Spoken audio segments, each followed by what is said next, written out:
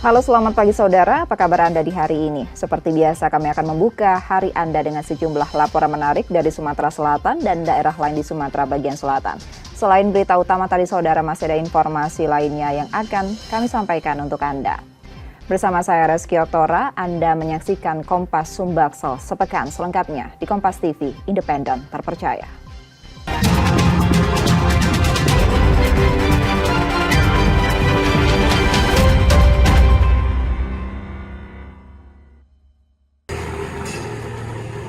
Aksi pencurian sepeda motor terjadi di Kelurahan 2 Ilir, Ilir Timur 2, Palembang. Dua pelaku terekam kamera pengawas saat mendorong motor yang terkunci stang, lalu membawa kabur setelah diduga merusak kunci kontak.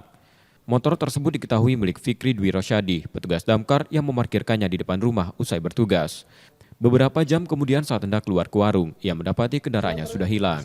Maghrib masuk ke rumah, sekitar jam 7 kurang itu masih ada motor. Nanya ponakan kan, masih ada motor di luar kak tuh. Dah jam 7 aku nak keluar dari rumah beli makan, lekati lagi motornya. Kalau dari CCTV itu dia didorong motornya.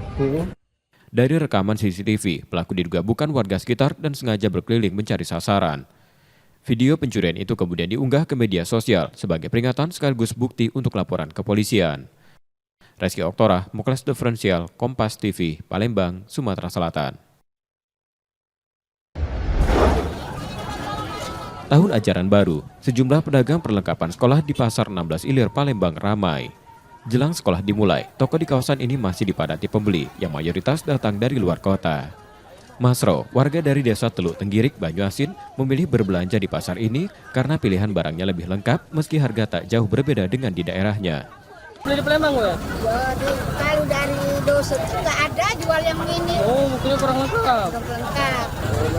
Kalau beli di dosen agak mahal dikit. Tidak beli online gitu? Tidak. Karena kamu tahu jauh juga ya? Jauh. Di balik ramainya pembeli, tak semua pedagang menikmati lonjakan penjualan. Zul, salah satu penjual alat tulis, mengaku omsetnya turun sekitar 30% dibanding tahun lalu. Stok dari agen berkurang, ditambah persaingan dari toko daring yang kian gencar. Jika tahun lalu ia bisa mengantongi 5 juta rupiah per hari, kini pendapatannya tak sebesar itu. Standar lah lumayan, tapi dibanding ke tahun kemarin, tahun kemarin. Belum tahun kemarin Ya, tahun kemarin. Mungkin kenapa tuh Pak? Entah lah, karena apalagi sekarang itu bukunya agak nurun kan. Toko tahun kemarin kan naik, sekarang nurun itu. Toko lebih murah kan, sekarang kan. Kalau itu online ngaruh juga enggak, Pak? Online, Pak? Ngaruh lah jelas. Sementara itu, Irwan, pedagang lain justru mengalami peningkatan omset.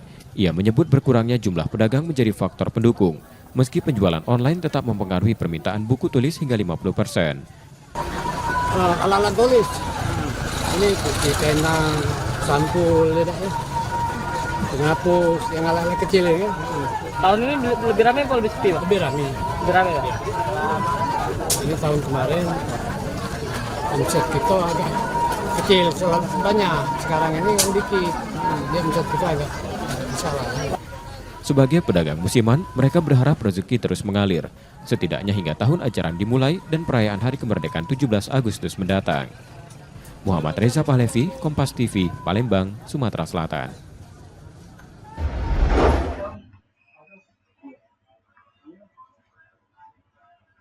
Insiden penyiraman cairan diduga air keras terjadi di rumah seorang petugas Dinas Perhubungan Palembang, Ibnu Richard, di Jalan Residen Najamuddin Sukamaju, Sako pada 10 Juli 2025. Dari rekaman kamera pengawas, tampak seorang pria bertopi menyiramkan cairan dari dalam botol ke arah mertua korban. Aksi itu berlangsung cepat. Teror ini bukan yang pertama. Sebelumnya salah satu rumah milik korban juga menjadi sasaran aksi pembakaran yang diduga disengaja. Pelaku disebut sempat 2 kali datang ke rumah korban bersama seorang rekannya dengan mengendarai sepeda motor. Keduanya berdalih ingin menanyakan prosedur pembuatan kir. Meski merasa tak memiliki persoalan pribadi, korban mengingat pernah terjadi cekcok antara orang terdekatnya dengan kakak iparnya beberapa waktu lalu. Semalam baru lagi kejadian, datang dianya, mertua aku lagi duduk di depan, aku lagi di ruang tamu duduk. Nah dia datang langsung nanya aku, ada Pak, ada Assalamualaikum, ada Pak, ada Kak Richard. Ada aja mertuaku tegak, mertuaku ngelengah, langsung disemprotnya, disiramnya pakai air keras. Aku langsung tegak, langsung ku kejar, dia langsung berlari. Perawakannya seperti apa, Kak? Tinggi-tinggi kurus wongnya. Terekam CCTV, jelas. Kasus ini telah dilaporkan ke Polda Sumsel dan pelapor berharap penyelidikan dapat segera dilakukan. Reski Oktora, Muklas Diferensial Kompas TV, Palembang, Sumatera Selatan.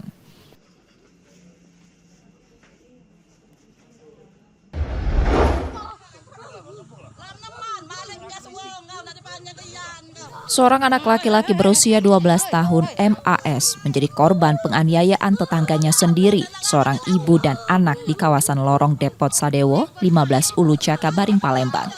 Anak yatim tersebut dituduh mencuri bawang milik pelaku. Peristiwa terjadi pada Selasa 8 Juli 2025 saat korban pulang dari pasar bersama neneknya. Di tengah perjalanan, ia dihadang lalu dianiaya bergantian oleh pelaku. Korban sempat membantah tuduhan dan memohon ampun. Akibat penganiayaan tersebut, korban mengalami luka, demam, dan trauma. Sang ibu sedang melaporkan kasus ini ke Polda Sumsel atas dugaan kekerasan terhadap anak. Apa yuk? Dikeroyok. Ngapa tuh gara-gara? Dituduh maling bawang, Pak. Padahal? Dari kate barang tuh, dari kate. Dia tidak maling itu. Anak kita posisi lagi main di situ. Iya, lagi main. Dia nih lagi ke pasar sama neneknya, dijemput. Diajak balik ke rumah. Sampai ke rumah langsung di ini kan. Digebuk kan gitu. Siapa yang mukulin itu? Emaknya sama anaknya. Nah, yang ada lanang sikok itu siapa? Itu tetanggonya itu, Pak. Yang megangnya? Iya, yang megang itu tetanggonya.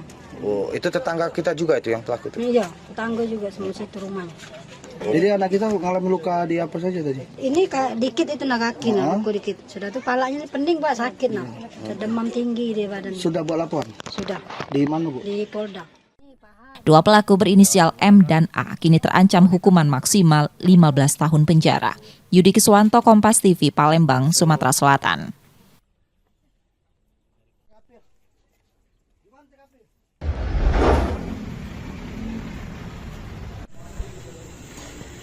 Setelah 3 bulan buron, Ade, pria 24 tahun asal Silabranti, Jakabaring, Palembang, akhirnya ditangkap unit reskrim Polsek Seberang Ulu 1.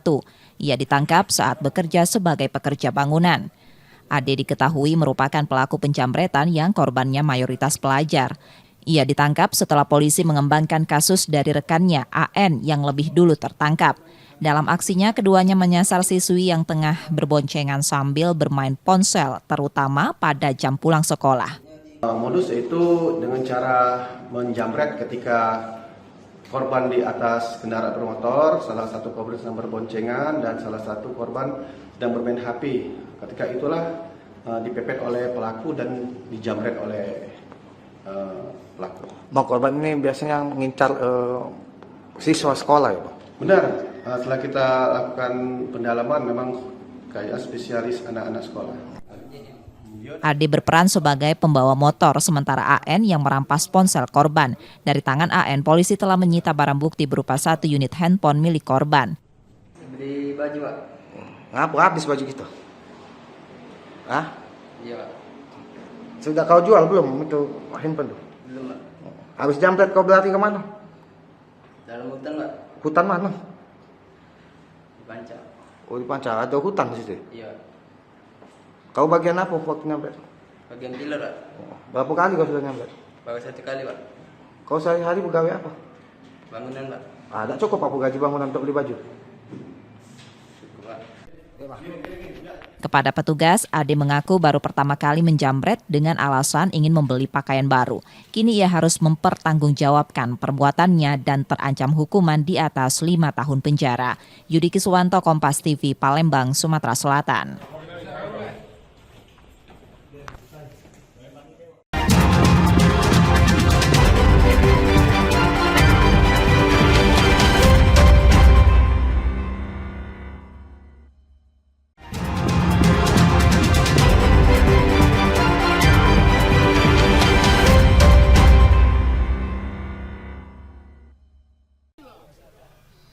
Pelaku pencurian di Kelurahan Kebun Tebeng, Kota Bengkulu ini sempat mendodongkan senjata tajam ke arah warga dan polisi yang akan mengamankannya. Usai kepergok melakukan penodongan terhadap warga. Namun aksinya langsung digagalkan polisi. Pelaku yang diketahui bernama Jimmy Maulana ini bahkan sempat menjadi bulan-bulanan warga yang kesal dengan aksinya. Dari hasil pemeriksaan polisi, Pelaku yang baru sepekan bebas dari penjara nekat melakukan pencurian di sebuah kontrakan dengan cara menodongkan senjata tajam ke arah korban. Saat akan kabur, aksinya diketahui warga sekitar hingga pelaku tak bisa berbuat banyak. Kalau untuk modusnya si pelaku ini untuk menguasai barang si korban. Namun karena pada saat beraksi diketahui oleh warga sekitar, dan pada saat itu si tersangka ini menggunakan atau membawa sebilah senjata, sehingga mengancam warga sekitar, termasuk si korban diancam dengan senjata yang dibawa parah. Itu katanya residivis, benar? Iya benar, residivis, yang bersangkutan residivis. Akibat perbuatannya, pelaku kini harus kembali mendekam di penjara dan terancam kurungan hingga 5 tahun. Bayazir Al-Rehan, Kompas TV Bengkulu. VK dan TH, dua remaja di Kota Bengkulu harus mendekam di balik jeruji besi Polsek Ratu Samban usai tertangkap tangan melakukan pencurian. Keduanya terpergok penjaga malam di Jalan Pariwisata Kota Bengkulu saat membuka kontainer milik pedagang minuman di waktu malam hari. Mirisnya, salah satu pelaku merupakan karyawan di tempat tersebut. Dengan memanfaatkan kondisi malam yang sepi, keduanya berusaha masuk ke dalam kontainer dan mengambil mesin minuman. Namun aksi mereka justru dipergoki oleh penjaga malam yang berpatroli. Kedua pelaku langsung diamankan dan diserahkan ke polisi. Dengan alat press teh ya di belakang bin, itu pelaku adalah salah satu pelaku itu merupakan karyawan di booth itu. Menurut keterangannya sekitar 5 bulan dia pelaku, tapi karena mungkin dorongan ekonomi atau kebutuhan, dia dengan kawan itu mengambil alat press tersebut. Caranya dia hanya menarik. Saat ini pihak kepolisian masih mendalami motif serta kemungkinan adanya keterlibatan pelaku lain dalam aksi pencurian tersebut. Bayazir Al-Rehan, Kompas TV Bengkulu. Sejak beberapa hari terakhir, harga sejumlah kebutuhan pokok di Pasar Minggu Kota Bengkulu mengalami kenaikan cukup tinggi. Salah satunya bawang merah yang sebelumnya Rp40.000 per kilogram kini naik menjadi Rp50.000 per kilogram. Selain bawang merah, harga tomat juga mengalami kenaikan hingga Rp12.000 per kilogram. Diakui pedagang, kenaikan harga bawang terjadi karena pasokan berasal dari Jawa, sehingga harga lebih tinggi dari bawang asal Sumatera Barat. Sementara harga tomat mengalami kenaikan karena pasokan dari petani berkurang. Bawang merah kini udah Rp50.000 sekilo, bawang putih Rp40.000 sekilo. Oh, kenapa itu bang, bawang merah itu naik tinggi? Bawang merah naik, kalau barangnya ada itu bang, karena memang lagi naik aja dia kan. Kalau barangnya ada, bawang merahnya bawang merah Jawa kan. Udah berapa lama? Bawang merah ini naik dari Lebaran Haji lah bang, sebelum Lebaran Haji lah udah naik bang. Tak hanya itu, kenaikan juga terjadi pada daging ayam potong yang sebelumnya Rp30.000 kini naik menjadi Rp34.000 per kilogram. Kenaikan diakui pedagang terjadi karena pasokan dari peternak lokal berkurang. Hari ini jual ayam 34. Kemarin sempat turun? Sempat turun. Berapa? Harga kemarin sempat 30. Itu kapan ya? Gimana? Kapan yang 30 itu? Habis lebaran kemarin? Ya barusan 3 hari inilah. 3 hari ya? Terus naik lagi ya? Naik lagi. Faktornya apa Pak?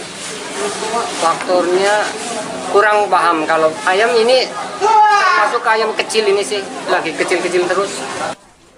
Sementara untuk komoditas cabai merah, cabai rawit hingga cabai rawit merah masih normal, tak terjadi kenaikan. Bayazir Al-Rehan, Kompas TV Bengkulu. Tim gabungan TNI, Polri, Lapas bersama BNN Kabupaten Tanjung Jabung Timur melakukan razia di Lembaga Pemasyarakatan Narkotika kelas 2B Muaro Sabak untuk memberantas peredaran narkoba di dalam lapas agar lembaga pemasyarakatan bebas dari peredaran narkoba. Tim gabungan memeriksa setiap blok hunian warga binaan. Hasilnya, petugas menemukan sejumlah barang yang dianggap berbahaya, seperti sendok besi, gunting, paku, dan korek api. Selain itu, tim gabungan juga melakukan tes urin bagi warga binaan dan pegawai lapas. Hasilnya tidak ditemukan pegawai dan warga binaan mengkonsumsi narkoba. kita ketahui ancaman terberat kita bangsa ini sekarang adalah narkoba ya, apalagi ini lapas narkotika. Kemudian lagi narkoba itu ada tunggangannya, ada kendaraannya. Apa itu HP? Jadi apabila warga binaan ini memiliki HP, ya nggak bisa kita kendalikan ya di dalam, mereka bisa berkomunikasi dengan jaringannya terkait juga narkoba dan hal-hal yang lainnya yang bisa merusak citra pemasyarakatan. Nah, seperti juga melakukan penipuan ya dengan berbagai modus. Razia ini dilakukan sebagai bentuk kepedulian Lembaga Pemasyarakatan Narkotika Kelas 2B Muara Sabak untuk membasmi narkoba di dalam lapas. Wiradani Damani, Kompas TV Jambi. Kejaksaan Negeri Sungai Penuh menetapkan 7 orang tersangka kasus dugaan korupsi proyek penerangan jalan umum di Kabupaten Kerinci tahun anggaran 2023, yaitu Kepala Dinas Perhubungan dan Direktur Perusahaan Pelaksana Proyek. Akibat perbuatan tersangka, negara mengalami kerugian 2 miliar lebih. 7 orang yang ditetapkan sebagai tersangka yaitu HC, Kepala Dinas Perhubungan Kerinci, selaku pengguna anggaran dan PPK. NE, Kepala Bidang Lalu Lintas dan Prasarana merangkap PPTK. F, Direktur, PTWT sebagai rekanan utama, serta 4 direktur dari CV Pelaksana Proyek. Kepala Kejaksaan Negeri Sungai Penuh menyebutkan penyidikan kasus ini dilakukan sejak bulan Februari 2025 lalu. Proyek PJU yang dianggarkan sebesar 5 miliar rupiah ini diduga bermasalah sejak tahap perencanaan hingga pelaksanaan. Dinas Perhubungan Kabupaten Kerinci memecah proyek menjadi 41 paket kecil, kemudian ditunjuk langsung tanpa melalui proses lelang terbuka. Tindakan ini bertentangan dengan Peraturan Presiden Nomor 16 Tahun 2018 tentang pengadaan barang dan jasa pemerintah. Terhadap dugaan tindak pidana korupsi yang dilakukan 7 tersangka yang barusan kita tetapkan dan kita tahan untuk 20 hari ke depan, di mana yang pertama tidak melakukan pelelangan secara umum tetapi melalui penunjukan langsung. Kedua, tidak sesuai dengan spek apa yang ada di kota kerja. Itu dari perhitungan kerugian keuangan negara yang sudah dan telah dihitung oleh teman-teman dari BPKP mengakibatkan kerugian negara 2.721.591.507 rupiah 61 sen. Saat ini penyidikan masih berjalan, kemungkinan ada penambahan tersangka baru apabila ditemukan bukti baru. Tersangka dijerat dengan Undang-Undang Tindak Pidana Korupsi dengan ancaman hukuman maksimal 20 tahun kurungan penjara. Tim Liputan Kompas TV Jambi.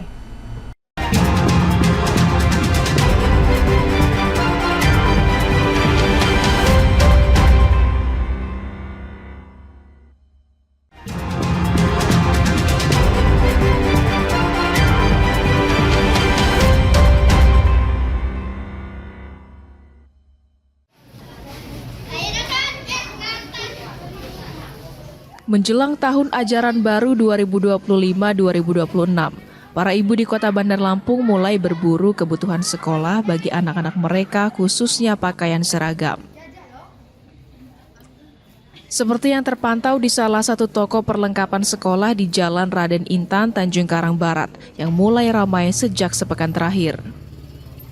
Kebanyakan dari warga membeli seragam sekolah mulai tingkat SD, SMP hingga SMA, serta kelengkapan lainnya seperti topi dasi, ikat pinggang, kaos kaki, hingga jilbab.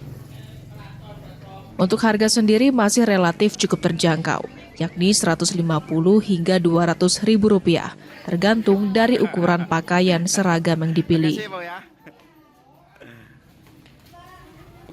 Baju merah putih, pramuka, lengkap. Itu untuk SD ya? Iya.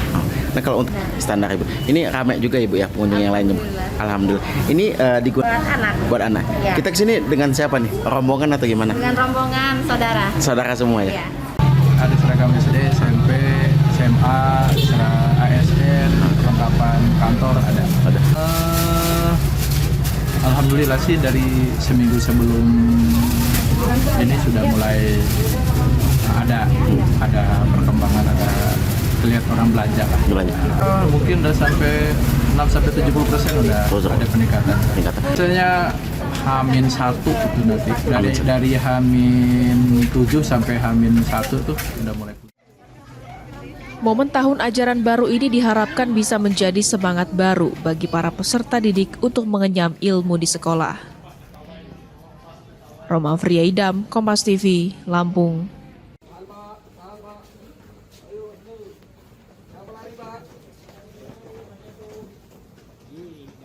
Empat orang pejabat Balai Wilayah Sungai atau BWS Kepulauan Bangka Belitung ditetapkan sebagai tersangka tindak pidana korupsi. Keempat tersangka tersebut ialah RS selaku Kepala Satuan Kerja Operasi dan Pemeliharaan Bangka Belitung, K selaku Kepala Satuan Kerja Operasi dan Pemeliharaan Bangka Belitung periode sebelumnya, MSA selaku pejabat pembuat komitmen OP 2 wilayah Belitung, dan OA juga selaku pejabat pembuat komitmen OP 2 wilayah Belitung.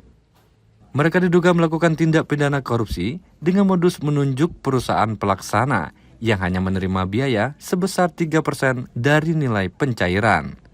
Sedangkan sisa pengerjaan dilakukan sendiri oleh para tersangka. Terdapat 8 perusahaan terkait yang menerima biaya dari anggaran pemeliharaan sebesar 30,4 miliar rupiah.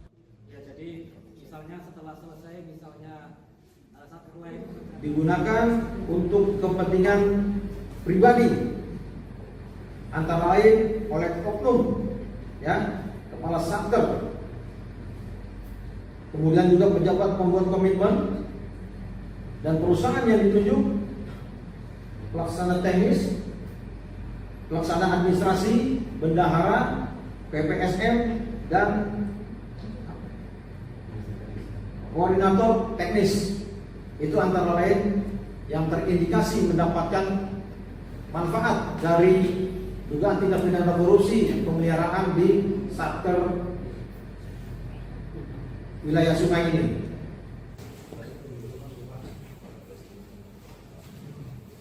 Kini pelaku dibawa ke Lapas Kelas 2A Pangkal Pinang untuk ditahan sementara sebelum lanjut ke proses hukum yang selanjutnya. Nanda Ardiansah, Kompas TV, Pangkal Pinang, Kepulauan Bangka Belitung.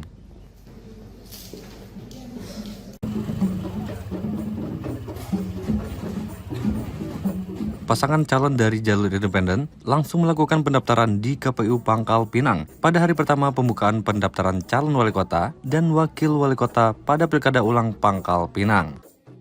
Usai mendaftar, pasangan bakal calon wali kota dan wakil wali kota ini mengungkapkan keinginan dan harapan masyarakat yang mereka bawa untuk membangun Pangkal Pinang. Beberapa fokus yang menjadi perhatian mereka yakni ekonomi daerah, peningkatan kualitas pendidikan, serta penyelesaian berbagai masalah lingkungan. Bersama pasangan Merdeka, ya visi misi kami itu adalah visi misi dari masyarakat, dari rakyat. Pada saat dia menitipkan harapan-harapannya, itulah yang kami jadikan visi misi kami untuk membangun Pangkal Pinang ke depan. Ya, tentunya kami ingin melanjutkan Pangkal Pinang sebagai kota berarti, bersih, aman, rapi, tertib, indah. Seperti itu. Dari berbagai persoalan yang ada di Pangkal Pinang, apa yang harus segera diselesaikan? Kompleks. Pertama masalah ekonomi, ya. Bagaimana masalah ekonomi hari ini, daya beli kita menurun, ya, pendapatan kita tidak meningkat, lapangan pekerjaan, masalah pendidikan, masalah banjir, masalah perkotaan, semuanya ini akan menjadi tugas kami. Pendaftaran ini yang mana di tanggal 26 Juni sampai tanggal 28 Juni 2025. Guna pemberkasan tadi yang disampaikan oleh bakal pasangan calon Eka Mulia dan Ibu Ratminda tadi dilakukan oleh verifikasi, ya, melakukan verifikasi. Nah, adapun nanti kurang pemberkasan atau kesalahan pemberkasan bisa diperbaiki di 2 hari setelah pendaftaran ditutup. Pendaftaran pasangan calon kepala daerah ini dibuka pada 26 Juni dan akan berakhir pada 28 Juni 2025 di KPU Pangkal Pinang. Nanda Ardiansah, Kompas TV, Pangkal Pinang, Kepulauan Bangka Belitung.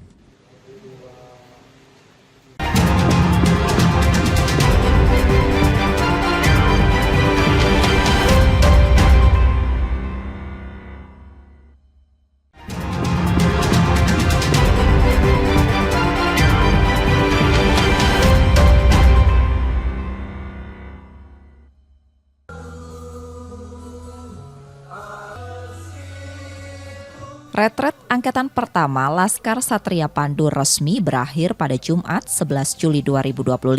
Kegiatan ditutup Gubernur Sumatera Selatan Herman Deru.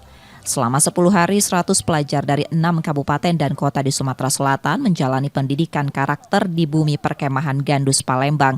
Program ini dirancang untuk membentuk pribadi yang lebih tangguh, berdaya juang, dan memiliki arah hidup yang jelas. Respon positif datang dari berbagai pihak. Sejumlah organisasi menyatakan minat untuk mengikut-sertakan mahasiswa muda mereka dalam program serupa. Sebuah survei independen juga mencatat perubahan sikap dan pola pikir peserta yang dinilai signifikan. Saya nggak ingin mereka mengalami proses metamorfosa itu terlalu lama, maka digembleng di Laskar Pandu Satria ini agar mereka sudah sejak dini merubah sikap-sikap yang selama ini kurang membanggakan, kurang baik, menjadi baik. Yang tadinya mungkin ibadah tak terjaga, menjadi terjaga, menjadi baik, menjadi disiplin. Mereka harus hidup terencana, mereka harus hidup tertata, mereka harus menjadi pemuda disiplin. Melihat antusiasme dan hasil yang dicapai, program ini direncanakan berlanjut dalam waktu dekat. PLT Kepala Dinas Pendidikan Sumatera Selatan menyebut retret tahap selanjutnya akan digelar tahun ini dengan beberapa evaluasi sebagai penyempurnaan. Ya, insya Allah di tahun ini juga. Untuk peserta sendiri, Pak? Pesertanya nanti mungkin objeknya kita lihat nanti. Karena nanti seperti yang sampaikan tadi, banyak permintaan. Nanti kita pilih objek yang mana yang akan kita laksanakan. Artinya jumlahnya akan lebih banyak dari sekarang, Pak? Atau bertambah? Ya, mungkin bisa seperti ini juga. Nanti kita lihat kesiapannya. Tak hanya diikuti siswa bermasalah, retret juga melibatkan pelajar berprestasi. Tujuannya jelas, membentuk generasi muda Sumsel yang kuat secara mental, tangguh secara emosional, dan siap menghadapi tantangan masa depan. Muhammad Reza Pahlevi, Kompas TV, Palembang, Sumatera Selatan. Yang kami hormati, sekali lagi kami ucapkan selamat datang di bumi. Jumat 11 Juli 2025 menjadi penutup masa retret Laskar Satria Pandu di bumi perkemahan Gandus Palembang. Setelah 10 hari pembinaan, program ini resmi berakhir dan ditutup Gubernur Sumatera Selatan Herman Deru. Kebahagiaan dan haru menyelimuti. Para orang tua antusias menyaksikan atraksi yang ditampilkan para peserta. Tangis bahagia pecah saat momen pertemuan kembali dengan anak-anak mereka yang kini tampil lebih percaya diri dan matang secara emosional. Sangat senang dan bangga dapat membentuk barisan semula karena kita masih ada acara pelepas. Saya sangat mendukung karena kan anak lebih disiplin, terus juga sekarang dia udah rajin sholatnya, terus juga bisa nyuci dewe, lebih disiplin dan menjadi lebih baik. Bagi peserta, retret ini menjadi pengalaman berharga. Mereka tak hanya belajar tentang disiplin dan tanggung jawab, tapi juga menemukan jati diri yang lebih kuat dari sebelumnya. Di sini sebenarnya awal-awalnya cukup berat, tapi kalau kita pelajari, kalau kita ikuti, itu tuh semua untuk kebaikan kita. Seperti kita diajari bangun pagi, kita diajari memanage waktu, mengatur waktu, kita diajari untuk menghargai orang. Iya Pak, rindu banget Pak. Soalnya kan jauh banget dari orang tua. Saya berharap saya bisa berubah menjadi yang lebih baik untuk membahagiakan orang tua. Di pundak para peserta angkatan pertama ini tertanam harapan menjadi generasi penerus yang membanggakan. Melihat antusiasme dan dampak positifnya, program ini direncanakan akan berlanjut ke tahap berikutnya dengan sejumlah evaluasi sebagai penyempurnaan. Muhammad Reza Pahlevi, Kompas TV, Palembang, Sumatera Selatan.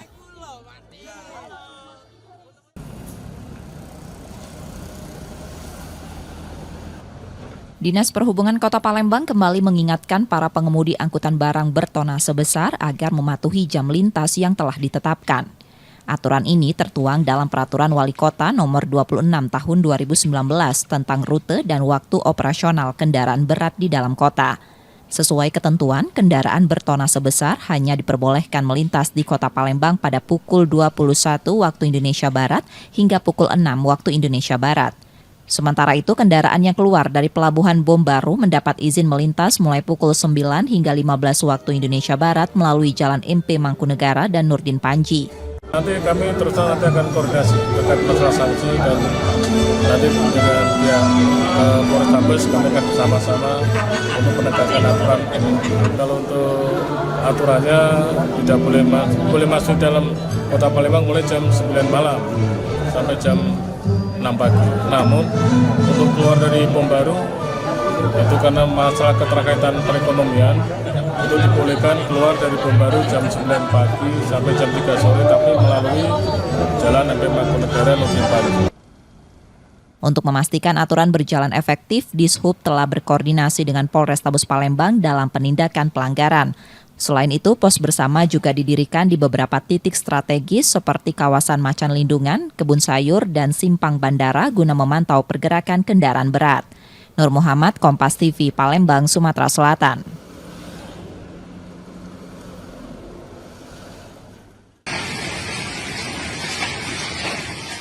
Kebakaran melanda area kantin SMP Negeri 4 Palembang pada Minggu 6 Juli 2025 malam. Api menghanguskan 4 ruangan beserta sejumlah peralatan elektronik yang ada di dalamnya. Kebakaran diduga berasal dari korsleting listrik. Api mulai terlihat dari salah satu sudut kantin dan dengan cepat menyebar. 5 unit mobil pemadam kebakaran dikerahkan ke lokasi dan memadamkan api dalam waktu sekitar 30 menit. Tidak ada korban jiwa dalam peristiwa ini karena sekolah dalam libur.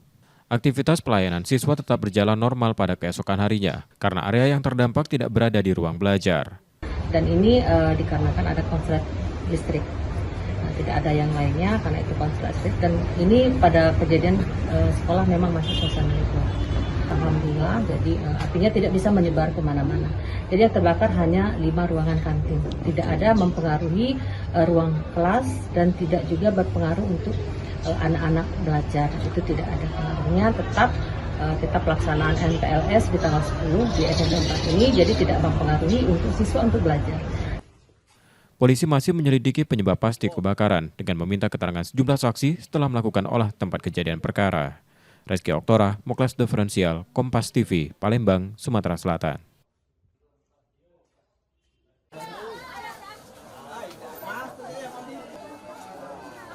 Tahun ajaran baru identik dengan meningkatnya aktivitas jual beli seragam sekolah terutama untuk siswa baru. Di Pasar 16 Iler Palembang, suasana tampak ramai. Pembeli silih berganti memasuki toko-toko perlengkapan sekolah sejak awal Juli. Hampir semua gerai dipadati konsumen. Meski terlihat sibuk, penjualan ternyata mengalami penurunan. Dibanding tahun lalu, omset turun sekitar 15%. Penurunan ini disebut terjadi setiap tahun, setelah sempat melonjak pada tahun pertama pasca pandemi. Saat ini satu toko bahkan baru menjual lebih dari 500 pasang seragam. Program pembagian seragam gratis dari Pemkot Palembang untuk siswa kelas SD dan SMP menjadi salah satu faktor yang mempengaruhi penjualan. Kisaran pesertanya 170-an kalau untuk baju panjang ya. SD.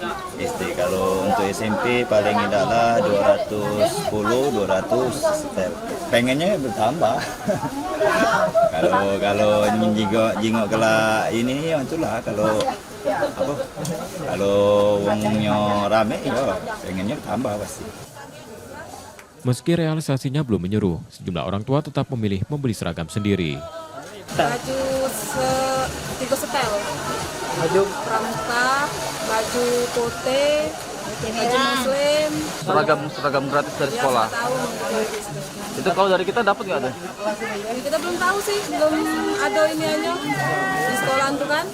Kalau dari wong tuh kayak dapet tujuannya tuh, kita tahu kita nih semoga dapet kita kan ini aja. Jadi ada ini aja.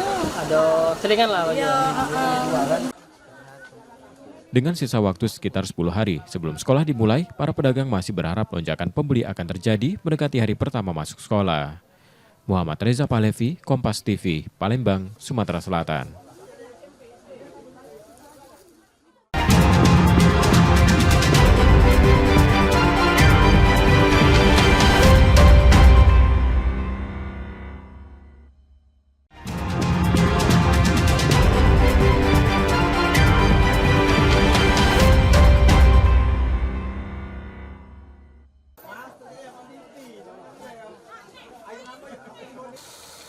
Di antara deretan toko yang menjual seragam sekolah di Palembang, Sumatera Selatan, terdapat perajin yang menawarkan jasa bordir nama, logo, hingga lokasi sekolah.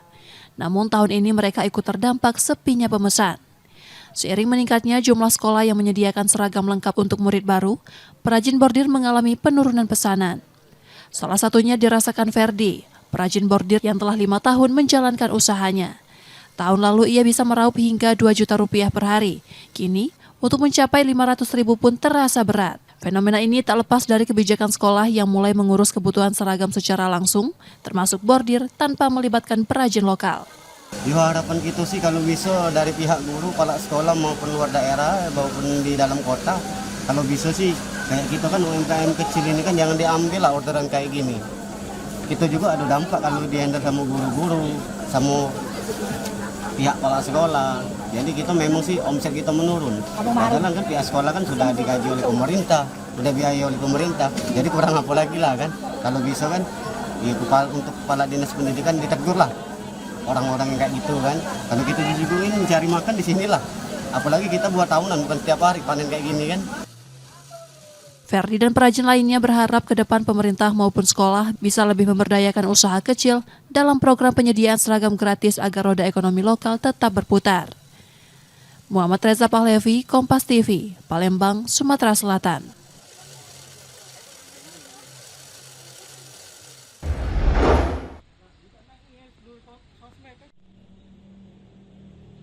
Sidang lanjutan kasus penembakan 3 anggota Polri saat penggerebekan sabung ayam di Waikanan, Lampung kembali digelar di Pengadilan Militer 104 Palembang, Senin 7 Juli 2025. Tim auditorat menghadirkan 2 ahli forensik dari Rumah Sakit Bayangkara Polda Lampung, Katrina Andriani dan Iputus Wartawa. Dalam persidangan, ahli memaparkan hasil otopsi terhadap ketiga korban. Pemeriksaan luar menyimpulkan 2 korban ditembaki dari jarak jauh, sedangkan Bribtu Galib diduga ditembak dari jarak sekitar 70 cm. Selain keterangan ahli forensik, ahli psikologi forensik Reza Indragiri Amril dimintai keterangan yang dihadirkan kuasa hukum Kopda B. Dalam keterangannya, ahli menyebut tindakan penembakan bisa jadi merupakan reaksi spontan akibat tekanan psikologis dalam situasi genting. Namun pernyataan ini mendapat bantahan dari kuasa hukum keluarga korban. Mereka menilai Kopda B yang selalu membawa senjata saat berada di lokasi sabung ayam telah memenuhi unsur pembunuhan berencana. Nggak mungkin orang bawa senjata api. Kalau dia security beda konteks. Kalau dia anggota Polri, bawa senjata api konteksnya untuk apa? Apalagi sekarang anggota Polri maupun TNI, di persenjata itu harus ada kejelasan. Nah dia ini anggota TNI yang tidak disenjatai. Itu satu pemahamannya. Yang kedua, dia sudah melakukan kesalahan. Membuka judi sabung ayam yang jelas-jelas melanggar hukum. Berarti ketika dia membawa senjata api, konteksnya karena dia melakukan pelanggaran, apa? Saya tanya dengan kalian, untuk apa? Coba, berarti bukan targetnya ini bukan hanya kepada kepolisian, berarti targetnya kepada siapapun yang akan melakukan kekacauan di dalam proyek dia, ya kan? Tidak menutup kemungkinan bukan hanya Polri. Aparat penegak, aparat desa, masyarakat sekitar bisa saja jadi korban. Nah konteksnya apakah ini masuk ke dalam pembunuhan berencanaan? Masuk. Dia sudah bersedia dan sudah satu hal dia menunjukkan senjata api di media sosial itu satu pengancaman, menunjukkan bahwa dia kuat nih, jangan coba nih macam-macam. Persidangan akan kembali dilanjutkan Senin 14 Juli 2025 dengan agenda keterangan terdakwa Kopda B.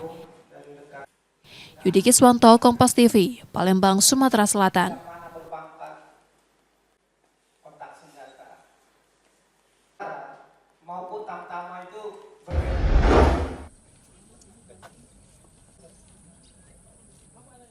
Pemerintah Kota Palembang mulai merespon keluhan warga terkait limbah pembuatan tahu yang menyumbat saluran air di Jalan Putri Rambut Selako, Kelurahan Bukit Lama, Kecamatan Ilir Barat 1.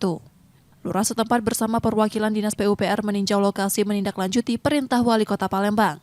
Meski demikian, belum ada tanggapan dari pihak kelurahan maupun Dinas PUPR karena persoalan ini masih dalam tahap pembahasan. Genangan limbah pembuatan tahu yang bercampur sampah masih terlihat di parit lingkungan warga. Kondisi ini bukan hal baru, bahkan telah berlangsung belasan tahun. Tak sedikit warga yang harus menutup ventilasi rumah akibat bau menyengat yang ditimbulkan. Pengusaha pembuat tahu mengaku memiliki instalasi pengolahan air limbah, namun limbah tetap mengalir ke saluran umum. Sebenarnya di kawasan tersebut terdapat IPAL yang dibangun pada 2017 namun belum difungsikan. Sebelumnya ya memang tersumbat, tidak jalan dah. Nah, setelah ada kunjungan dari wali kota, itu alhamdulillah sudah ada mengalir itu. Nah, untuk sementara ini belum ada, tapi katanya mereka itu sudah ada IPAL, instalasi pengendalian limbah. Tapi ya saya kira kalau sampai terjadi penumpukan limbah di saluran itu berarti kan tidak maksimal, tidak optimal itu masalah IPAL mereka itu. Kalau limbah ini kalau dihitung-hitung tahunnya Pak, ya semenjak mereka buat tahu itulah dari 15-an tahun itu sudah begitu. Dulu kan enaknya saluran lancar, belum ada perumahan-perumahan pengembang seperti di belakang rumah saya kan.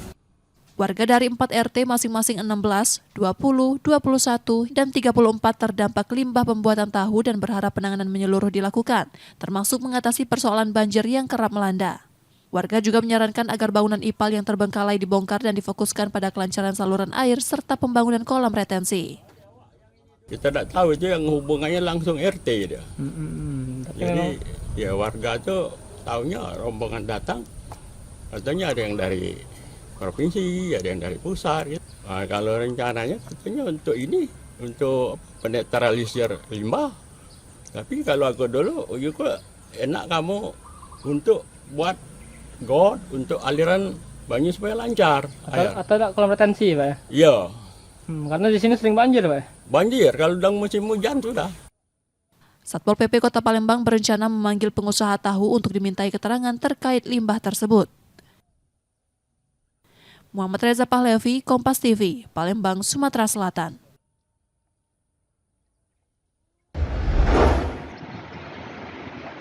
ZK, pelaku pencurian motor di Palembang ditangkap unit Reskrim Polsek Kertapati. ZK ditangkap bersama 2 sepeda motor milik korban dan pelaku, serta pakaian yang dikenakannya saat beraksi. Pencurian terjadi di rumah korban di Jalan Mataram, ujung Kelurahan Kemasrindo, Kecamatan Kertapati. ZK tidak beraksi sendiri. Ia diduga berkomplot dengan rekannya ML yang kini masuk dalam daftar pencarian orang. Cara yang digunakan terbilang rapi. Pelaku lebih dulu mencuri kunci motor korban lalu kembali ke lokasi keesokan harinya untuk membawa kabur kendaraan tersebut. Motor curian itu kemudian disimpan di rumah ZK. Kunci itu sudah diamankan 1 hari sebelumnya, sudah dicuri terlebih dahulu. Jadi pada saat ke TKP, tinggal masukkan kunci dan membawa lari. Nah, ketika sudah dibawa lari, korban ini melaporlah ke Posungki. Nah, di sana ada anggota Polsek, di sana diminta buat laporan dan begitu sudah dibuat laporan langsung dilidik. Kini ZK harus mempertanggungjawabkan perbuatannya dan terancam hukuman maksimal 7 tahun penjara. Yudi Kiswanto, Kompas TV, Palembang, Sumatera Selatan. Kejaksaan Tinggi Sumatera Selatan menetapkan mantan Wali Kota Palembang HJ sebagai tersangka baru dalam kasus dugaan korupsi proyek revitalisasi Pasar Cinde. Penetapan status tersangka dilakukan setelah HJ menjalani 4 kali pemeriksaan sebagai saksi. Ia diduga berperan dalam penetapan Pasar Cinde sebagai cagar budaya, serta menerbitkan peraturan wali kota terkait pemotongan biaya PPHTB untuk PT MB. Perusahaan tersebut ternyata tidak memenuhi syarat sebagai lembaga kemanusiaan yang berhak atas keringanan tersebut sehingga menimbulkan kerugian negara. Selain itu, HJ juga diduga menerima aliran dana dari tersangka lain RY yang lebih dulu ditetapkan sebagai tersangka dalam kasus ini. Beliau selaku wali kota itu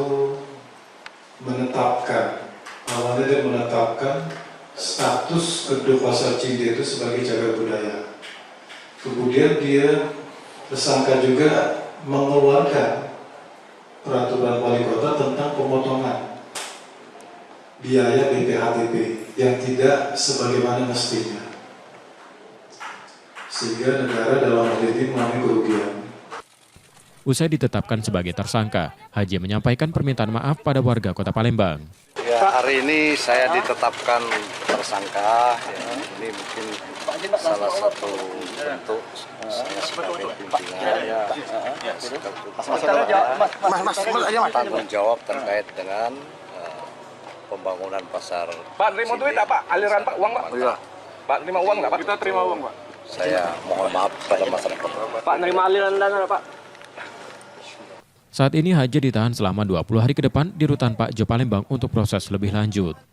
Yudi Kiswanto, Kompas TV, Palembang, Sumatera Selatan.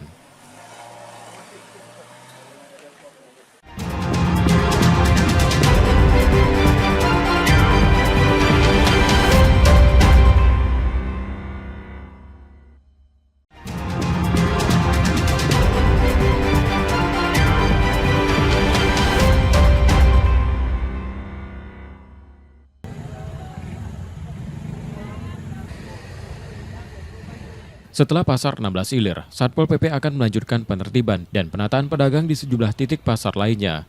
Lokasi yang akan ditertibkan meliputi kawasan bawah jembatan Ampera Blok A dan C, Jalan Tengkurep, Beringin Janggut 1 dan 2, serta pasar di Jalan Rustam Effendi. Penertiban akan dilakukan secara humanis. Satpol PP memastikan para pedagang tetap diberi ruang untuk berjualan tanpa mengganggu ketertiban umum. Kita tetap humanis sampai disampaikan oleh Pak Wali tadi, kita tetap humanis, mereka kita relokasi, mereka kita tempatkan seperti itu. Tapi dengan tidak mengganggu aktivitas kendaraan.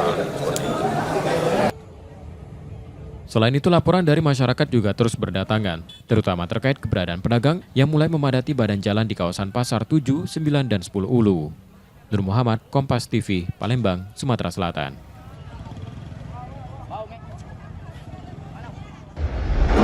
Kita memberikan pendidikan kepada 3 tersangka penyalahgunaan konten asusila diringkus Subdit 5 Cyber di Treskrim Polda Sumsel.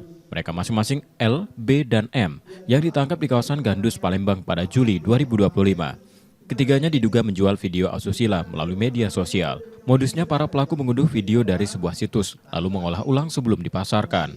Video dijual seharga Rp200.000 per file, sementara layanan video call asusila dibanderol Rp150.000. Untuk aksi ini, mereka menggunakan 2 ponsel yang menampilkan tayangan tak senonoh secara langsung. Ironisnya, 2 dari 3 pelaku merupakan ayah dan anak. Keduanya memiliki peran berbeda dalam menjalankan bisnis ilegal ini. Bahkan mereka tak segan mengancam pembeli yang menunggak pembayaran.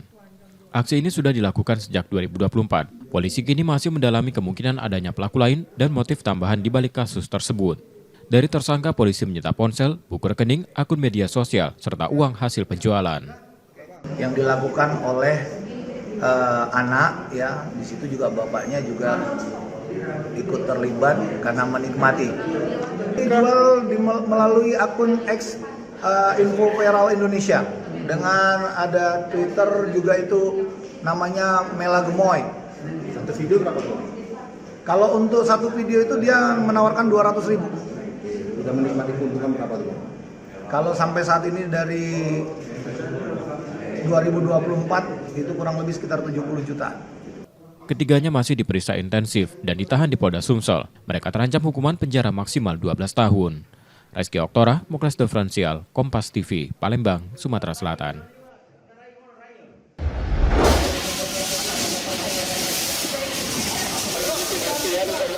Sejak Januari hingga Juli 2025, Dinas Pemadam Kebakaran Kota Palembang telah menangani 134 kasus kebakaran yang tersebar di berbagai wilayah. Insiden tersebut mencakup kebakaran rumah, gedung, gudang, infrastruktur kelistrikan, hingga kendaraan. Sebagian besar kebakaran dipicu oleh korsleting listrik, kelalaian saat memasak, serta faktor manusia lainnya. Damkar Palembang mencatat, kesalahan teknis yang disebabkan kelalaian masih menjadi penyebab utama. Sebagai langkah antisipasi, masyarakat diimbau untuk lebih waspada terhadap kondisi instalasi listrik di lingkungan masing-masing. Himbauan untuk masyarakat ya selalu perhatikan kondisi kelistrikan rumah, mungkin banyak kabel-kabel yang sudah usang atau penumpukan. Kadang-kadang yang terjadi ini penumpukan arus listrik, itu yang sangat beresiko tinggi. Di sisi lain, Damkar Palembang terus meningkatkan kesiapsiagaan dan respon cepat dalam menangani setiap laporan kebakaran. Nur Muhammad, Kompas TV, Palembang, Sumatera Selatan.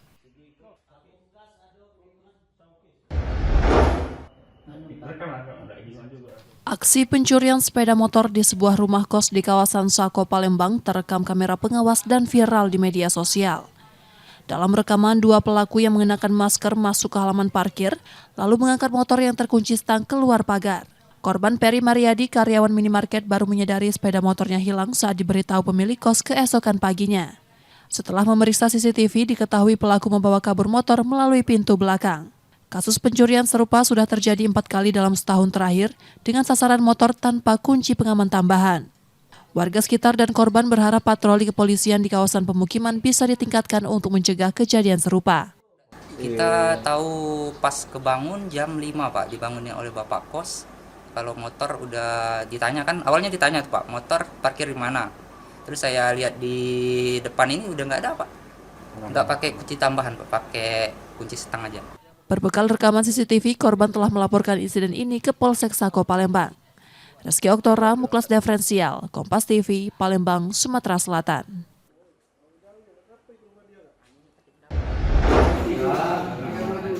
Syarif, pengemudi angkot jurusan Ampera Kertapati, melaporkan dugaan penganiayaan yang dialaminya ke Polrestabes Palembang. Penganiayaan dilakukan rekan sesama sopir angkot di kawasan Bundaran Air Mancur. Saat itu korban tengah duduk di dalam angkot milik rekannya. Pelaku kemudian meminta korban memindahkan kendaraan tersebut agar angkot miliknya mendapat penumpang. Permintaan itu ditolak korban hingga pelaku marah dan memukul wajah korban hingga mengalami lebam. Korban menduga pelaku kerap merebut tempat mangkal sopir lain dan sering membuat keributan di lokasi yang sama. Jadi bilangin, apa maksud kau tuh ngomong itu? Oh hebatnya, nah ini pukulnya kayak gini. Orang satu, nama itu aku udah tahu, cuma tahunya itu Arman kok. Ada mungkin ada yang lain mungkin dia nggak ngelapor lah. Kalau aku melapor langsung, kalau udah kejadian kayak gini, mau nggak mau aku minta pertolongan, gimana lagi kalau bukan dari pihak polisi. Ia pun berharap kepolisian segera menangkap pelaku karena meresahkan. Yudi Kiswanto, Kompas TV, Palembang, Sumatera Selatan.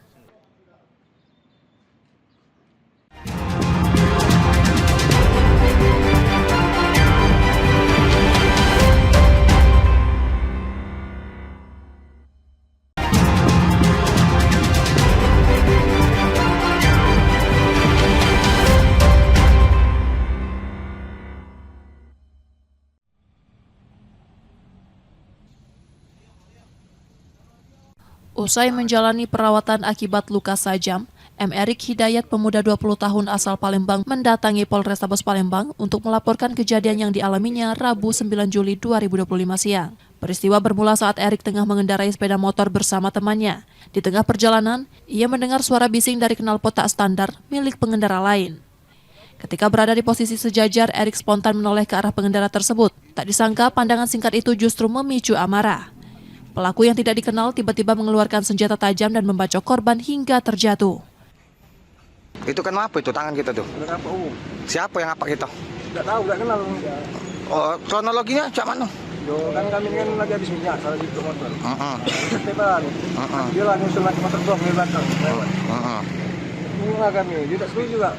Senyum itu. Bunga kami ngapa ini? Kenapa kan dia tahu? Lalu dia balik kan? Dia balik. Asalnya pas kami lagi di pertengahan jalan, nyusul lagi dia mau parang sama kawannya. Kapaknya. Oh, di kapak tuh di atas motor? Iya, di atas motor kan. Oh. Kenal ada jam pelaku tidak? Apa? Kenal lah. Tidak kenal, cuma ada. Ini kenal. Oh, sampai jatuh kita dari motor ya? Iya. Jam berapa semalam kejadian? Sekitar jam 2. Jam 2 malam? Oh, kamu nggak tahu ini kan? Nggak tawuran kan kamu kan? Tidak tawuran. Akibat serangan tersebut, korban mengalami luka di beberapa bagian tubuhnya. Yudi Kiswanto, Kompas TV, Palembang, Sumatera Selatan.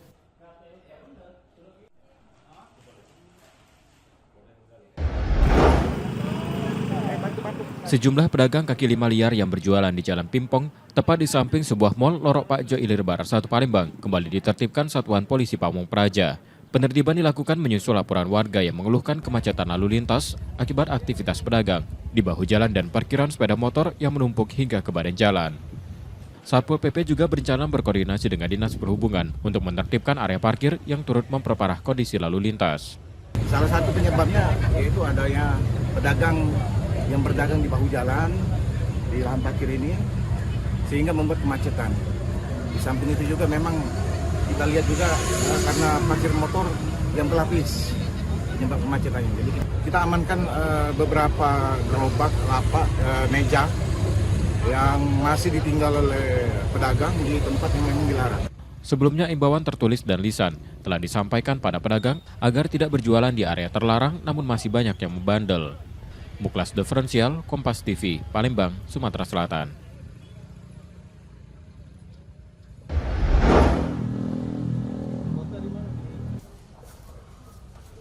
Didampingi putrinya, Septi Nur Hidayati, Mendatangi rumah aspirasi di kawasan Kambang Iwak, Palembang, ia melaporkan dugaan kecurangan dalam proses seleksi calon Paskibra Kota Palembang tahun 2025. Septi menyebut anaknya telah mengikuti seleksi hingga tahap ke-8, namun dinyatakan tidak lolos. Sementara itu, salah satu siswi lain yang disebut gugur pada tahap ke-5 justru diumumkan lolos pada pengumuman akhir. Kejanggalan inilah yang memunculkan dugaan adanya ketidakwajaran dalam proses seleksi. Dugaannya seperti ini, anak saya mengikuti seleksi Paskibraka dengan 8 tahapan dan anak saya mengikuti sampai akhir. Tapi anak saya menemukan dugaan kecurangan temannya yang sudah dinyatakan gugur di seleksi ke-5 yaitu parade, tapi anak itu diumumkan sebagai yang lulus dalam seleksi Paskibraka tingkat Kota Palembang. Menanggapi laporan tersebut, Panitia Seleksi Paskibra Kota Palembang memberikan penjelasan.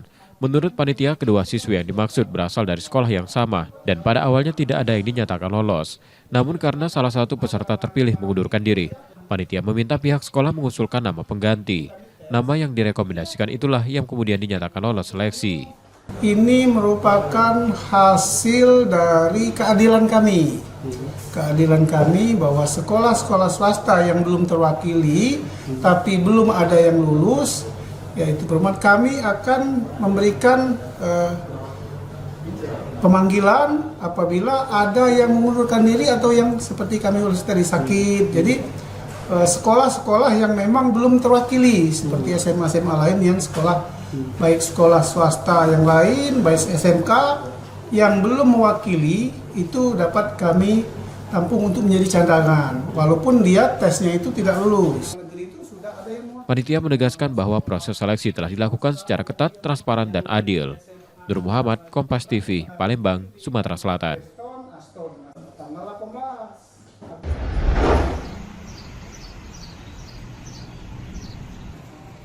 Setelah 5 tahun buron, seorang pria berusia 43 tahun akhirnya ditangkap unit Reskrim Polsek Seberang Ulus 1 Palembang. Ia ditangkap saat berjualan pecel lele di kawasan Pelaju. Tersangka pembunuh ini sempat mengubah identitasnya dari nama asli Ikim menjadi Sangkut untuk menghindari kejaran polisi. Ia hidup dalam pelarian sejak membunuh temannya pada 30 Agustus 2020 lalu. Peristiwa itu terjadi di Jalan Kiai Haji Wahid Hashim, Kelurahan 5 Ulu. Saat itu pelaku bersama seorang temannya menagih hutang sebesar Rp800.000 pada korban F. Namun karena merasa tersinggung dengan respons korban, tersangka yang telah membawa senjata tajam langsung melukai hingga korban tewas. Untuk pelaku diancam pasal 170 ayat 2 ketiga dengan ancaman hukuman selama 12 tahun dan pasal 351 ayat 3 ancaman hukuman 7 tahun kurungan. Korban sendiri ditusuk berapa kali sama? Untuk korban yang meninggal dunia 2 kali lukanya, menurut keterangan pelaku di punggung dan di paha. Usai kejadian, tersangka melarikan diri dan mengganti identitas untuk membuka usaha makanan kaki lima. Dari tersangka, polisi menyita pakaian. Utang piutang tidak sesuai dengan janji dia bayar. Utang apa itu? Utang begadang motor. Janjinya berapa lama nak dilunasi itu? Janji 2 minggu. Tapi nyatanya udah 2 minggu tuh udah sampai habis dibayarnya. Jadi korban ini ganti ke motor dengan kamu? Iya. Motor lah pun juga dia masih ada sangkutan 800 dengan. Oh, motor dia lah kamu balik lagi? Iya, motor lah aku balik ke. Tapi duit kamu belum? Iya. Kini tersangka ditahan di Polsek Seberang Ulus 1 Palembang dan terancam hukuman di atas 4 tahun penjara. Yudi Kiswanto, Kompas TV, Palembang, Sumatera Selatan.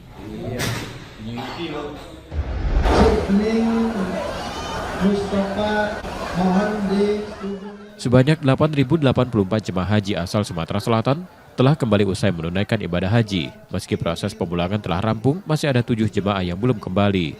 1 jemaah asal Pagar Alam dinyatakan hilang dan hingga kini masih dalam proses pencarian. 6 jemaah lainnya masih menjalani perawatan di rumah sakit di Arab Saudi. Pencarian terhadap jemaah yang hilang akan terus dilanjutkan oleh pihak Konsulat Jenderal Republik Indonesia bersama pemerintah Arab Saudi selama 6 bulan ke depan. Jadi pencarian kan dilakukan sampai operasional haji selesai. Nanti apabila operasional haji selesai akan dilanjutkan oleh KJRI, Konsulat Jenderal Republik Indonesia melakukan urusan haji. Itu akan terus dilakukan bekerjasama dengan pemerintah Arab Saudi. Dan biasanya pengalaman kita di tahun-tahun sebelumnya itu untuk jamaah yang terpisah dari rombongan atau jamaah yang hilang ini akan terus dilakukan sampai sekitar 6 bulan. Sementara itu, kondisi kesehatan seluruh jemaah haji hingga kloter terakhir terpantau stabil. Tidak ditemukan penyakit serius seperti COVID-19, meski ada yang sempat menunjukkan gejala ringan. Seluruh jemaah tetap diimbau untuk menjalani karantina mandiri selama 21 hari di rumah. Jemaah yang perlu kita lakukan karantina ya, kita lakukan isolasi belum ada, alhamdulillah. Mudah-mudahan tidak ada. Nah, akan tetapi kemarin kami menemukan ada beberapa jemaah yang bergejala, kita lakukan pemeriksaan swab dan hasilnya negatif, tetapi tetap kita lakukan notifikasi ke kabupaten kota setempat untuk dilakukan pengawasan dalam 21 hari ke depan. Pemantauan kesehatan akan terus dilakukan tim medis PPIH Embarkasi Palembang.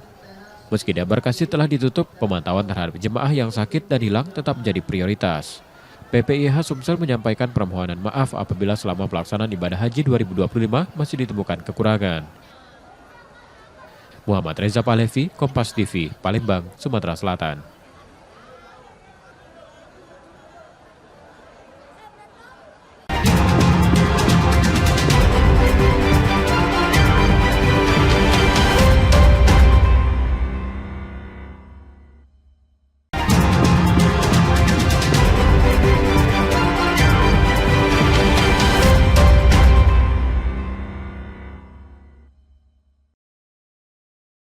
Penyidik Kejati Sumsel menggeledah 3 rumah milik tersangka dugaan korupsi proyek revitalisasi Pasar Cinde. Penggeledahan dilakukan di rumah milik mantan Wali Kota Palembang Haji di Jalan Alam Syah Ratu Prawira Negara, rumah tersangka RY di Jalan Angkatan 66, serta rumah EH di Jalan Gajah Kedamaian Permai Palembang. Dari rumah RY, penyidik menyita sejumlah berkas dan 1 unit mobil yang diduga berkaitan dengan perkara. Dari hasil penggeledahan pada 3 lokasi tersebut, kemudian dilakukan penyitaan terhadap sejumlah data yaitu berupa dokumen maupun surat, serta 1 unit mobil Pajero warna putih yang dianggap perlu dan berkaitan dengan perkara dugaan tindak pidana korupsi perkara Pasar Cinde.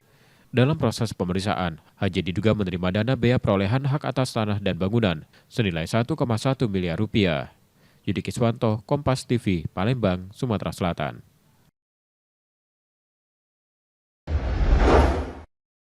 Setelah menggeledah rumah AN di Jalan Merdeka Palembang selama 4 jam, penyidik Pitsus Kejati Sumsel membawa sebuah koper berisi dokumen yang diduga terkait dugaan korupsi revitalisasi Pasar Cinde.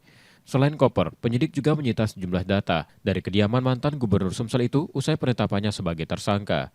Seluruh barang kini tengah dianalisis untuk memperkuat konstruksi hukum dan mengusut kemungkinan tersangka baru dalam kasus tersebut. Pada rumah milik tersangka AN, yang mana AN ini merupakan mantan Gubernur Provinsi Sumatera Selatan yang beralamat di Jalan Merdeka, Kota Palembang. Bahwa dari hasil penggeledahan pada rumah tersangka AN, itu kemudian dilakukan penyitaan terhadap beberapa data, dokumen maupun surat yang dianggap perlu dan berkaitan dengan dugaan perkara dimaksud. Kemudian kegiatan penggeledahan ini kita informasikan bahwa berjalan dengan aman, tertib, dan kondusif. Sebelumnya, Kejati Sumsel telah menetapkan 5 tersangka dalam perkara ini, termasuk AN dan mantan Wali Kota Palembang Haji. Reski Oktora, Muklas Diferensial, Kompas TV, Palembang, Sumatera Selatan.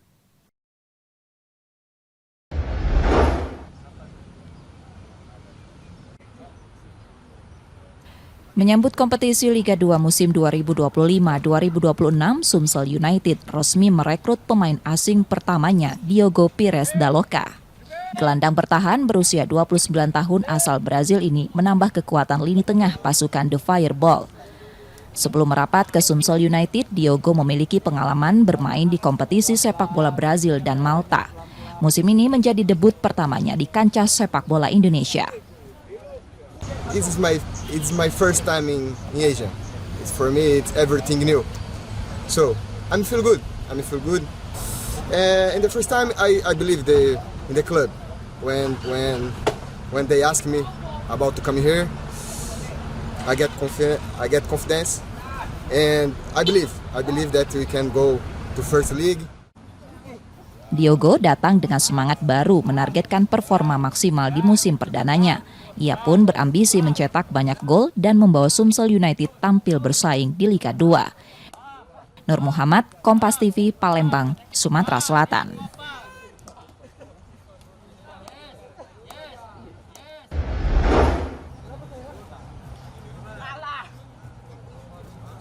Memasuki pekan ketiga latihan di Palembang, pelatih Sumsel United Neil Maizar terus menggenjot kondisi fisik anak asuhnya. Dalam sesi latihan pertengahan pekan, para pemain difokuskan pada menu latihan pliometrik yang menitik beratkan pada penguatan otot paha dan tungkai. Meski masih ada beberapa pemain yang belum menunjukkan performa optimal, secara keseluruhan kondisi fisik skuad dinilai cukup baik. Hingga saat ini, kebugaran pemain disebut telah mencapai sekitar 80%. Ya, ini minggu ketiga ya. Dari minggu ketiga ini yang paling kelihatan itu progres dari kondisi fisik pemain. Dari awal itu masih 60%, sekarang sudah mendekati 80%. Dia mempunyai kekuatan, power, tadi dia coba. Setelah itu progres yang sangat luar biasa, motivasi mereka sangat luar biasa. Ya, dalam latihan mental tandingnya tidak pernah menyerah. Itu poin pertama. Di masa persiapan, Neil Maizar memberikan perhatian khusus pada 4 aspek utama, fisik, teknik, taktik, dan mental. Keempatnya menjadi fondasi penting menuju kompetisi yang akan datang. Nur Muhammad, Kompas TV, Palembang, Sumatera Selatan.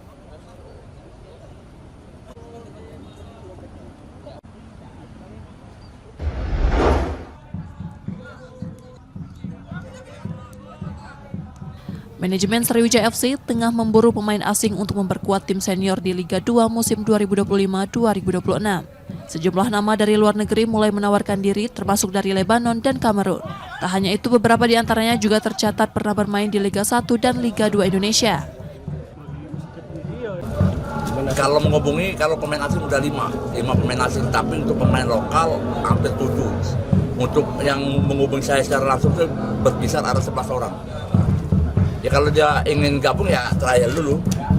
Saya nggak bisa mutusin ya, karena keputusan itu ada di tangan coach. Kita cuma memfasilitasi aja.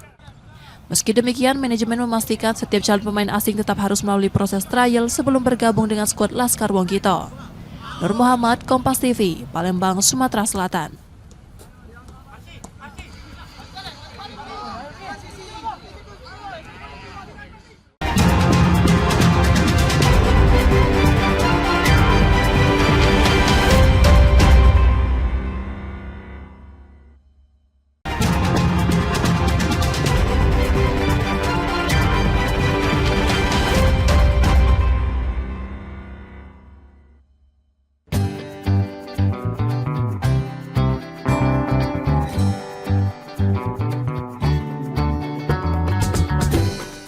Di sudut rumah di Jalan Bungaran seberang Ulu 1 Palembang, sepasang suami istri menyulap ruang sederhana menjadi tempat ratusan souvenir dan aksesori bernuansa jumputan dan soket lahir membawa sentuhan budaya dalam rupa yang lebih modern. Usaha ini berawal dari produksi spray, bed cover, dan gorden sejak 2019. Namun seiring waktu, Linda Sally dan Albar Reon Cegame melihat peluang lain memanfaatkan kain sisa potongan atau perca menjadi produk bernilai jual. Dari perca kain jumputan, songket, katun, hingga gorden, mereka menciptakan beragam kerajinan seperti tas, sarung bantal, kursi, pouch kosmetik, dan aksesori lainnya. Harga produknya bervariasi, mulai dari Rp10.000 hingga Rp500.000. Dalam sebulan, pesanan dari berbagai instansi bisa mencapai 300 hingga 500 produk. Selain promosi lewat media sosial, mereka juga aktif mengikuti pameran dan bazar yang digelar dinas maupun lembaga lainnya. Meski produk serupa banyak bermunculan, mereka tetap percaya diri dengan keunikan desain dan kualitas buatan tangan. Linda merancang, Albar Reon mengeksekusi. Butuh waktu 2 hingga 3 jam untuk menyelesaikan satu produk karena tingkat kerumitannya. Di samping peluang, kami juga memanfaatkan sisa-sisa perca. Jadi kain besar yang kami buat ini, ada sisa-sisa perca, itu sayang sekali kalau dibuang. Jadi akhirnya kami jadikan sebuah produk yang bernilai jual. Agar tetap bertahan di tengah persaingan, mereka memperluas jaringan reseller dan menjaga mutu. Dicari tas yang benar-benar unik tapi masih mengandung unsur lokalnya gitu, ada unsur Palembangnya gitu. Jadi setelah lihat apa nih, bagus gak? Bagus banget. Jadi memang benar-benar homemade yang ori gitu loh. Maksudnya nggak tiruan gitu loh, Kak. Harapannya kain tradisional Palembang seperti jumputan dan songket tak hanya lestari, tetapi juga dikenal hingga mancanegara. Purwantoro, Kompas TV, Palembang, Sumatera Selatan.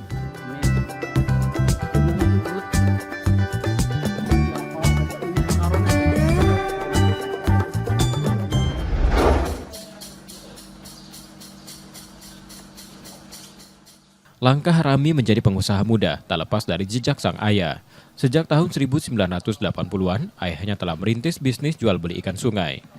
Rami kecil pun tumbuh di tengah aktivitas perdagangan itu, kerap ikut membantu sejak usia 10 tahun. Tahun 2012 menjadi titik awal Rami terjun langsung ke dunia usaha meski kala itu ia masih menempuh pendidikan. Lulusan teknik mesin ini sebenarnya tak pernah membayangkan akan menjadi penjual ikan. Namun ketika sang ayah mulai sakit-sakitan, ia mantap mengambil alih bisnis keluarga. Penjualannya tentu tidak mudah. Rami harus menghadapi tantangan seperti stok ikan yang tak menentu, cuaca ekstrim, hingga dinamika memimpin karyawan yang usianya jauh di atas dirinya. Untuk bertahan, Rami memperluas usaha. Tak hanya menjual ikan gabus giling, ia juga menyediakan berbagai jenis ikan sungai, baik dalam bentuk utuh maupun filet. Produknya kini tak hanya mengisi pasar tradisional, tetapi juga masuk ke sejumlah restoran ternama di Palembang. Ketika memang benar-benar total itu di 2012 mulai total, itu terus sambil kuliah, sambil sekolah. Nah, pas selesai kuliah, baru benar-benar fokus untuk lanjut untuk sama orang tua, karena kondisi orang tua juga makin memprihatinkan karena itu kondisi kritis beliau. Yang di atas kita itu ada pasukan tersendiri nggak? Ya benar ada, karena kan karakter mereka juga berbeda-beda, kadang-kadang moodnya juga berubah-ubah, jadi memang benar-benar kita harus sabar ngadepinnya, harus nggak harus keras terus, nggak harus lembut terus, jadi fleksibel. Produksinya nggak menentu, tergantung kondisi cuaca juga. Kalau lagi ikan banyak, permintaan banyak, langsung produksi. Tapi kalau lagi permintaan banyak, ikan nggak ada, kan nggak bisa produksi juga. Jadi tergantung cuaca juga. Sebagai pengusaha muda, Rami tak ragu membagikan semangatnya. Ia mengajak anak-anak muda untuk tidak malu memulai usaha sekecil apapun. Baginya, kunci kesuksesan adalah konsistensi dan pantang menyerah. Muhammad Reza Palevi, Kompas TV, Palembang, Sumatera Selatan.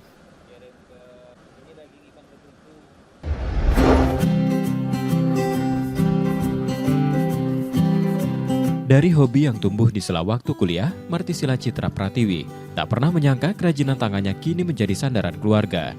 Di rumahnya di Jalan Nurhadi 3, Pelaju Palembang, ia mengolah manik-manik, benang, dan flanel menjadi gelang, kalung, gantungan kunci, bunga hias, hingga kotak tisu. Semuanya dibuat sendiri dengan ketelatenan yang ia pelihara sejak 2014. Sempat hanya diminati musiman, Martisila terus berinovasi lewat seni meronce. Keterampilan menyusun benda-benda kecil menjadi karya unik dan terbatas. Dalam sehari, ia bisa menghasilkan hingga 20 aksesoris, dijual dengan harga terjangkau sesuai tingkat kesulitan. Tak selalu mulus, bahan baku kerap langka, tren mode pun cepat bergeser. Namun kreativitas menjadi jawabannya. Ia tak berhenti mencoba bentuk baru, memadukan warna dan bahan yang berbeda agar tetap relevan. Kiatnya itu jangan berhenti untuk berinovasi, karena setiap kerajinan tangan khususnya itu selalu mengutamakan kreativitas dan terus berkembang dari hari ke harinya. Jadi jangan pernah stuck di satu posisi atau di satu mode, tapi mengikuti perkembangan zaman. Pelanggan datang tak hanya lewat layar, banyak yang memilih berkunjung langsung mencari aksesoris perempuan yang cocok dan istimewa.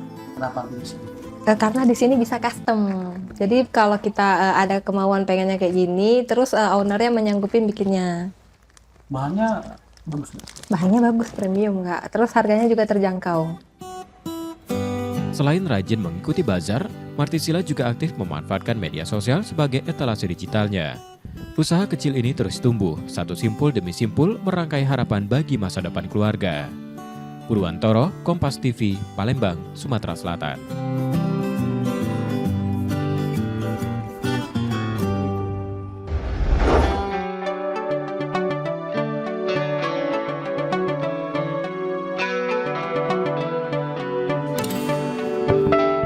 Fluktuasi harga tak menyurutkan semangat perajin tenun di Kelurahan Tuan Kentang, Jakabaring, Palembang. Di sentra ini, tenun Tanjung terus dihidupkan sebagai bagian dari upaya melestarikan budaya asli kota. Dahulu, kain Tanjung biasa dikenakan pria Palembang sebagai sarung dalam upacara besar, sementara perempuan memakai kain blongsong. Tak seperti songket yang menggunakan benang emas, tenun Tanjung hadir dengan benang biasa namun tetap menonjolkan karakter kuat dari motif dan teknik pembuatannya. Agar tetap eksis di tengah zaman yang terus berubah, tenun tajung kini dikembangkan menjadi busana modern dengan sentuhan tradisional. Udin, generasi ketiga perajin yang telah menekuni dunia wastra sejak 1984, tak hanya menjual kain, tapi juga aktif membina generasi muda untuk melanjutkan tradisi ini. Karakter dan budaya Palembang ini bagaimana istilah mempertahan kain tajung dan dongsong ini supaya lebih eksis di masa yang akan datang. Intinya sih bisa memberdayakan anak-anak muda, orang-orang muda ini mau belajar masalah tentang budaya Palembang ini, khususnya di Palembang. Yuk kita sama-sama coba kita belajar ini budaya Palembang, kita pertahankan. Yang jelas sebenarnya eksis kalau yang ini budaya pasti nggak ada nggak bakalan hilang ditelan oleh zaman. Salah satu harapan itu terlihat dari kehadiran Robi, 29 tahun, pemuda yang bergabung sejak pandemi COVID-19. Meski tak menamatkan sekolah, Robi kini telah 5 tahun menekuni dunia tenun, mewarnai masa depannya lewat benang dan alat tenun. Jadi kita tuh direkrut oleh Pak Udin ya. Dan kita nganggur seperti ini kan, diajar-ajari di kembang ini, motif ini. Jadi seni itu masuk di pola pikir kita, Pak. Jadi tanpa ini lagi udah tahu. Iya. Teruskan apa yang hobinya ini kan, supaya kota Palembang kita bagus. Motif ini seperti berkembang jadi kita, Pak. Tetap ada ya. Tetap ada kita. Ya. Iya. Kain tajung dipasarkan mulai dari Rp200.000. Tak hanya menyasar pasar lokal, beberapa produk bahkan sudah menjangkau pasar internasional.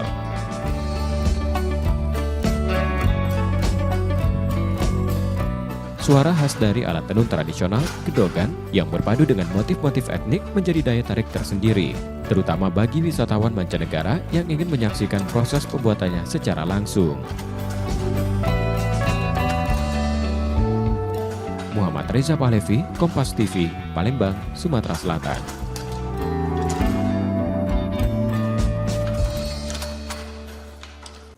Informasi tadi saudara menjadi akhir dari Kompas Sumbaksel sepekan hari ini. Tetap saksikan konten lokal di Kompas TV setiap hari mulai pukul 4.30 hingga 7 pagi. Kembali kami mengingatkan saudara, bagi Anda yang ingin berbagi informasi atau kritik dan saran dapat mengakses Twitter, Facebook, atau Instagram kami di @kompastv_palembang. Akhirnya, saya Reski Oktara pamit, tetaplah menyaksikan Kompas TV, independen, terpercaya. Sampai jumpa.